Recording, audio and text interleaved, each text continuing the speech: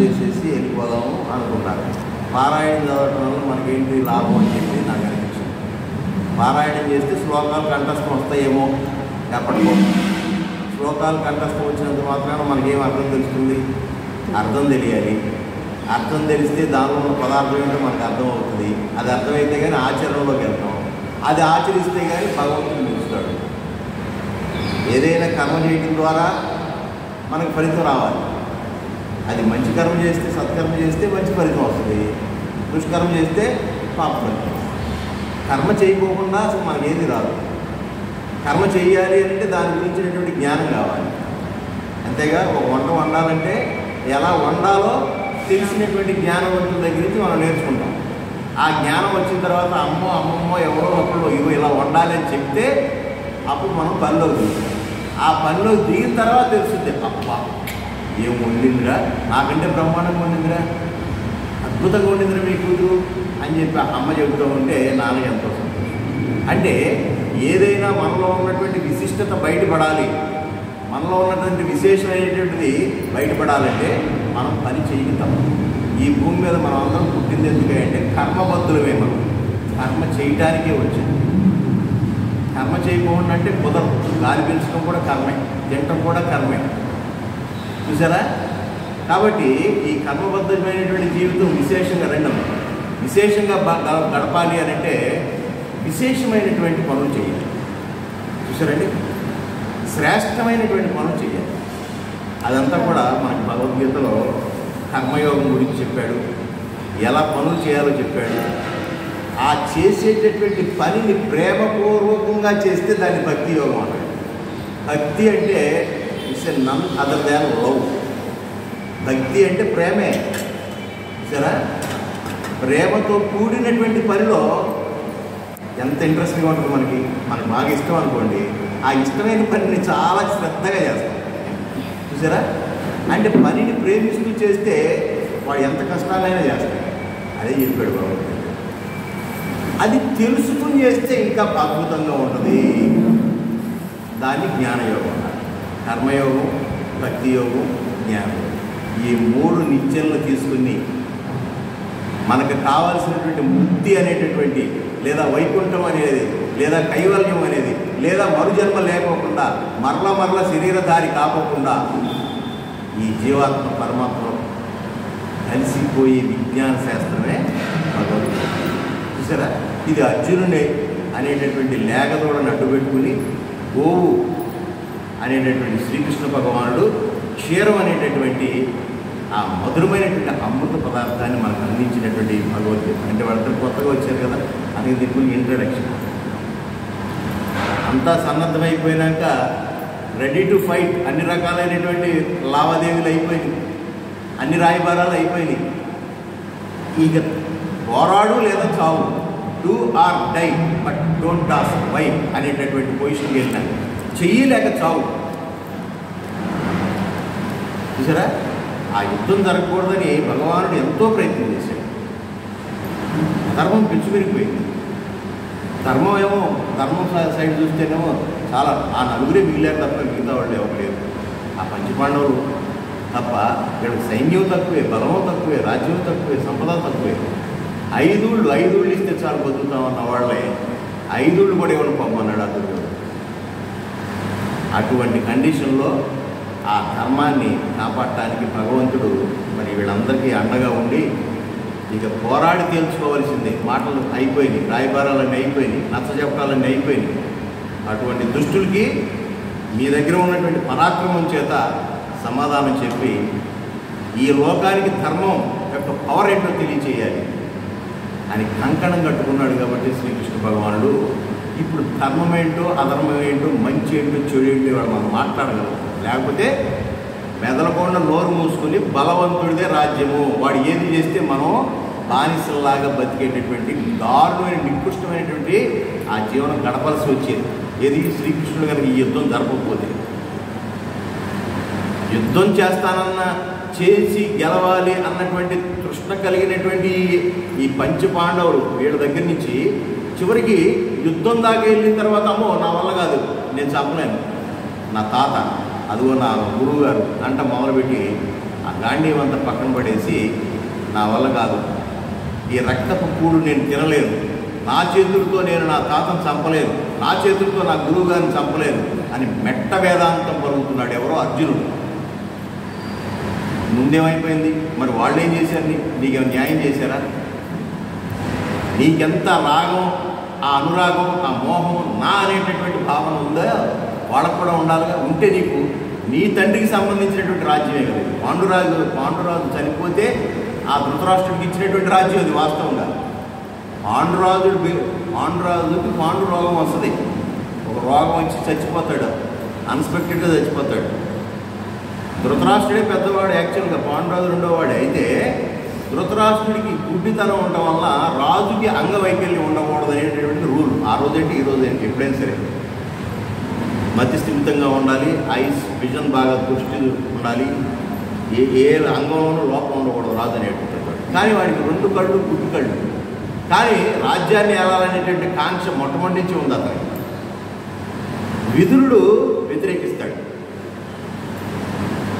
అప్పటికి ధృతరాష్ట్రుడికి పట్టం కట్టడానికి ఫస్ట్ అన్ని అభ్యంగ స్నానాలన్నీ అయిపోతాయి, పురోహితులంతా వచ్చి కూర్చుంటారు.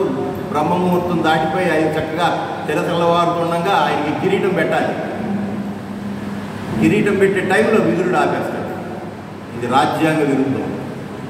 అఫ్కోర్స్ ఈ కుటుంబానికి పెద్దవాడు అయి ఉండొచ్చు ధృతరాష్ట్రుడికి, అతనికి ఆ రాజ్యాన్ని పొందేటటువంటి అర్హత ఉంది. బట్ ఇతనికి ఒక డిజేబిలిటీ ఉంది, ఇతనికి ఒక అంగవైకల్యం ఉంది.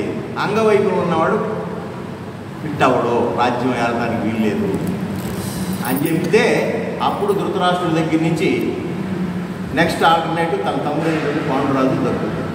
పాండురాజు అన్నిటికీ అర్హుడు అని చెప్పి పాండురాజుకి ఇస్తారు. ఆయన వెళ్తా ఉండగా, ఈ రాజ్యాన్ని అంతా వెళ్తా ఉండగా ఆయనకి మధ్యలో మళ్ళీ జబ్బు చేసి చనిపోతాడు. చనిపోతే ఇంక తప్పక ఈ గుడ్డివాడికి అంటగడతాడు. ఇదంతా భీష్మాచార్యుడు ఆ హస్తినాపుర రాజ్యాన్ని కట్లావికలం కాకోకుండా తన కుటుంబం ఎక్కడ తన దగ్గర నుంచి ఆ పైన శంతన మహారాజు దగ్గర నుంచి వచ్చేటువంటి రాజ్యాన్ని చాలా జాగ్రత్తగా ఈ రాజ్య గౌరవాన్ని కాపాడాలి, మన కుటుంబ వ్యవస్థ కాపాడాలి అనే ఉద్దేశంతో పాండురాజు చనిపోగానే మరి ఇంక రెండో అవకాశం లేదు కాబట్టి చాలా కాలం ఆలోచించి మళ్ళీ ధృతరాష్ట్రుడికి అప్పచెప్తాడు. దీన్ని బట్టి రాజ్యం పాండురాజు అని అర్థమైంది మనకి. చూసారా? మరి అతనికి పాండురాజుకు సంబంధించినటువంటి ఈ కొడుకులకి మరి దానిలో సగభాగం వస్తుందిగా. ధృతరాష్ట్రుడికి సగభాగం, పాండురాజుకి సగభాగం ఉన్నప్పుడు ఆడపిల్లలకు కొంత రావాలి, ఈడపిల్లలకు కొంత రావాలిగా. మోసం చేసి వీళ్ళందరినీ జూదగారులుగా చేసి వీళ్ళకు ఉన్నటువంటి బలహీనతలను క్యాష్ చేసుకుని వీళ్ళని అరణ్యాలకు పంపించి, అజ్ఞాతవాసానికి పంపించి రాజ్యం దక్కకుండా చూసారా? 14 సంవత్సరాలు 13 సంవత్సరాలు ఏదో అరణ్యవాసం, 1 సంవత్సరం అజ్ఞాతవాసాన్ని పెడతారే. ఇదేంటంటే మళ్ళీ దొరికితే మళ్ళీ 13 సంవత్సరాలు చేయాలి.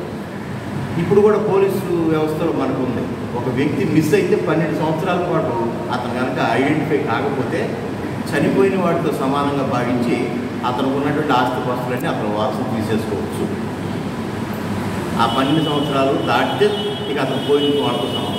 అలాగే ఈ అరణ్యవాసాన్ని పంపించేస్తే ఆ తర్వాత మళ్ళీ రాజ్యాన్ని ఏరడానికి వీలు లేకుండా చేయాలనే పెద్ద కుట్ర అనమాట. ఇందులో చట్టాన్ని కూడా వాళ్ళు దృష్టిలో పెట్టుకుని అటువంటి శిక్షలు వేసారనమాట. ఆ రోజు ఊరికే వేయలేదు. 9 సంవత్సరాలు వేయచ్చుగా, 4 సంవత్సరాలు వేయచ్చుగా అంటే వాడు డిస్క్వాలిఫై చేయాలని ఎట్లా కొట్ట మళ్ళీ రాజ్యానికి రాకుండా చేయాలి. అంత కుట్ర పని. అరే అడవుల్లో నా పిల్లలు ఏమైపోయారో, ఏం చేస్తున్నారో, పలానా చోట ఉన్నారంట అని తెలుసుకుని ఆ కుంతిమాత ఈ పిల్లల్ని తీసుకుని ఆ పిల్లల దగ్గరికి బయలుదేరి వెళ్తే ఆ కుంతిమాతతో సహా ఆ పిల్లల ఎదురులు అక్కడ ఉంటే ఆ లక్క గృహానికి నిప్పు పెట్టి చంపేద్దామని ప్రయత్నం చేశారు. ఏమైపోయింది వాళ్ళ కర్మం? ఆనాడు నీ తల్లితో సహా నిన్ను శవాలుగా చూడాలి, కాల్చి చంపాలని ప్రయత్నం చేశారే. వాళ్ళ పట్ల నువ్వు రాగం మోహం, నా పెదనాన్న, నా పెద్దమ్మ అంటున్నావు, నా భీష్మాచార్యుడు అంటున్నావు. ఎవరు ఇందులో నీతివంతులు ఎవడు? ధర్మం పక్కన ఎవడున్నాడు? భీష్మాచార్యుడు చాలా గొప్పవాడే, విష్ణు భక్తుడు, నా భక్తుడే, కృష్ణ భక్తుడే, కానీ ఏ పక్షాన ఉన్నాడు? అధర్మ పక్షాన ఉన్నాడు. ఇక్కడ ధర్మమా అధర్మమా ఈ రెండే చూడాలి తప్ప నావాడు నా బ్లడ్ రిలేషను ఇట్లా చూడటానికి వీల్లేదు అని ధర్మాన్ని బోధించినటువంటి మహానుభావుడు శ్రీకృష్ణ భగవానుడు. చూసారా, ఆనాడు ఆ యుద్ధం చేయించకపోతే అప్పటి నుంచి ఇప్పటి వరకు అసలు ధర్మం గురించి మాట్లాడే సాహసం చేసి ఉండేవాడు. అవునయ్యా, ఆ యుగాలు ఎవడు భగవంతుడైతే వాడిది రాజ్యం, మాట్లాడే పని లేదు అనే పరిస్థితి. ఇప్పుడు మళ్ళీ అదే మళ్ళీ ఎగైన్ దాపించేటటువంటి పరిస్థితులు కనపడుతున్నాయి. ఇప్పుడు కూడా ఊరికి చట్టాలు గొట్టాలు ఏమి అంటున్నాం కానీ బలవంతుడిదే రాజ్యం. ఆనాడు ఎట్లాగా ఉంది, ఇప్పుడు అట్లాగే. మనం చాలా సంఘటనలు చూస్తున్నాం కదా. ఎలక్షన్ అయిపోయిన తర్వాత ఆ పార్టీ వాడు ఈ పార్టీ వాడు ఈ పార్టీ వెళ్ళి ఓడిపోయిన హింసించడం ఎన్నిసార్లు చూసాం. గుడివాడలోనే 10-15 సంఘటనలు. చిన్న గుడివాడలోనే వాడిని కొట్ట వీడిని కొట్ట వీడిని కొట్ట వాడిని కొట్ట, రేపొద్దున వాడు గెలిస్తే వీళ్ళని కొట్ట. అంటే బలవంతుడి రాజ్యం అయిపోయే పరిస్థితులు వచ్చింది. అటువంటి సన్నివేశంలో అర్జునుడు గాంధీవాన్ని పక్కన పడేసి నిరాశ నిస్పృహతో వెనుదిరిగి వెళ్ళిపోవడానికి ప్రయత్నం చేస్తే చూసారా, నాకెందుకయ్యా నీకు రాజ్యం కావాలంటే నేను సహాయంగా వచ్చాను, నేను సారదని, నాకెందుకు, నీ ఇష్టమైతే నీకు గుర్రాలు నడుపుతాను, లేకపోతే నేను కూడా వచ్చేస్తాను అని శ్రీకృష్ణ భగవానుడు లాంటి వాడే కనుక మెదలకుండా వెనక్కి తిరిగితే అసలు ఆయన గురించి భగవానుడు అని ఇంతవరకు మనం అనేవాడు కాదు. ఆయనకి ఏమి లాభించింది? ఇంత యుద్ధం జరిగితే ఆయనకి ఏమి లభించిందమ్మా? ఆయనకి సెంటు భూమి ఏమైనా వచ్చిందమ్మా హస్తినాపురంలో? మళ్ళీ ఆయన తట్టపుట్ట సర్దుకుని మళ్ళీ ద్వారకా నగరానికి వెళ్ళిపోవాల్సి వచ్చింది కదా. వీళ్ళందరినీ గెలిపించి వాళ్ళ రాజ్యాలు సుస్థిరం చేసి వాళ్ళ పరిపాలన క్రమం ఎలా ఉండాలో చెప్పి ధర్మంగా ఎలా పరిపాలించాలో చెప్పి ఇంత చేస్తే ఆయనకి లభించింది ఏంటి? గాంధారి శాపం. పాపం 100 మంది పుత్రులు పోగొట్టుకుంది కదా అని పలకరిద్దాం కదా అని చెప్పి నా పెద్దమ్మ దగ్గరికి వెళ్ళాలి, మా చేతులతో మేమే మా అన్నదమ్ములు చంపేశామని కుమిలిపోతున్నటువంటి ఆ పెద్దవాడైనటువంటి ధర్మరాజు ఏడుస్తూ కూర్చుంటే, ఇప్పుడు వెళ్ళకూడదు నాయన, వాళ్ళు శోకంలో ఉన్నారు, జరిగిందేదో జరిగింది, గ్యాప్ ఇచ్చి వెళ్దామంటే వెళ్ళా ధర్మరాజు లేదు నేను వెళ్ళాల్సిందే, మా అన్నదమ్ములంతా వెళ్ళి మేము మా పెద్దమ్మని మా పెద్దనాన్ని పలకరించాల్సిందే, వాళ్ళు పుట్టిడు దోపుకుంటూ ఉన్నారు, నిన్నే యుద్ధం ముగిసింది, ఇవాళ వెళ్తానంటావేంటి? వాళ్ళు చాలా కోపంగా ఉన్నారు. కొన్ని సంఘటనల్ని కాలమే పరిష్కరిస్తారు. కొద్దిగా గ్యాప్ ఇద్దాం, వాళ్ళకు కూడా శాంతిస్తారు, లేకపోతే మనకి చాలా డేంజర్ జరుగుతుందని ముందుగానే ఊహించాడు మహానుభావుడు. చూడండి, ఆ విషయంలో కూడా ఎంతో కేర్ తీసుకున్నాడు. చూడండి, ఈ ధర్మరాజు కాదు, మీరు వస్తే రండి నేను వెళ్తున్నాను అని కృష్ణ భగవానుడితో విభేదించి అక్కడ వెళ్ళిపోతే అమ్మో అక్కడ ఏం జరుగుతుందో, అక్కడ ఎటువంటి కోపంతో ఉన్నటువంటి ఆ పెదనాన్న ఆ పెద్దమ్మ ఏం చూపిస్తారో అని చెప్పి నేను కూడా వస్తాను పదన్న అని చెప్పి మళ్ళీ ఎవరు పెట్టుకున్నాను. సరే వెళ్ళేటప్పటికి రా నీ వల్లనే జరిగింది, ఇదంతా నీ వల్లనే జరిగింది అని చెప్పి శ్రీకృష్ణ భగవానుడిని భయంకరమైన అమరాన్ని నిందలన్నీ మోపి నా వంశం ఎట్లా నాశనం అయిపోయిందో, నా 100 మంది పిల్లలు ఎట్లా చనిపోయారో నీ వంశం కూడా నాశనం అయిపోతుందని చెప్పేసి ఆవిడ శాపం. అప్పుడు ధర్మరాజుకి ఏదో ఒక శాపం ఇవ్వకపోతే ఈయన అడ్డుపడి కాదమ్మా ఏదైనా ఉంటే నన్ను అనండి అని అన్నప్పుడు అసలు నీ వల్లనే కదా జరిగింది అని చెప్పి ఆ శాపం కాస్త శ్రీకృష్ణ భగవానుడు అప్పుడు ఆయన కొంగు బట్టి ఆయన ఉత్తరయం బట్టి ఎస్ నీ యొక్క శాపాన్ని నేను స్వీకరిస్తున్నాను, నువ్వు మహాపతివ్రతవి, భర్త లోకాన్ని చూడకపోతే నాకు కూడా లోకంతో పని లేదని చెప్పేసి ఆనాడే నల్ల గుట్ట కట్టుకుని ఎంతో పతివ్రతగా ఉన్నావు. నీ పాతివ్రత ధన్యం అవ్వాలంటే నీ శీలం నీ క్యారెక్టర్ అది మెరుగవ్వాలంటే నువ్వు ఇచ్చిన శాపాన్ని నేను తీసే. నీ శాపం ఏంటి? నేను శాపం ఇస్తే నువ్వు ముక్కలైపోతావు, అయినా కానీ నీ శాపాన్ని నీ మీద ఉన్నటువంటి గౌరవంతో నేను స్వీకరిస్తున్నాను. నా వంశం నాశనం పోయినా పర్లా, కానీ ఈ పాండవులు మాత్రం ఏమన్నమాట, వీళ్ళు ధర్మమూర్తులు, ఆ ధర్మాన్ని రక్షించడానికి వీళ్ళకి నేను సపోర్ట్ చేశాను, వీళ్ళదేం తప్పులేదు, ఏదైనా ఉంటే నాకు శాపం అని చెప్పి శాపాన్ని స్వీకరించినటువంటి మహానుభావుడు. అందుకని గాంధారి శాపంతో యాదవ కులంలో ముసలం పుట్టి ఆయన కళ్ళెదురుగుండానే 80 మంది పుత్రులు అంటండి ఆయనకి. 10 మంది భార్యలు అయితే 10 బదులు కన్నట్టున్నాడు ఆయన. ఇట్లా 80 మంది కొట్టుకుని 7-6 మిగిలినట్టున్నారు. చచ్చిపోతా ఉంటే అలా చూస్తున్నాడు. అమ్మ శాపం ఇచ్చింది, ఆ శాపం జరుగుతుందిరా అన్నాడు.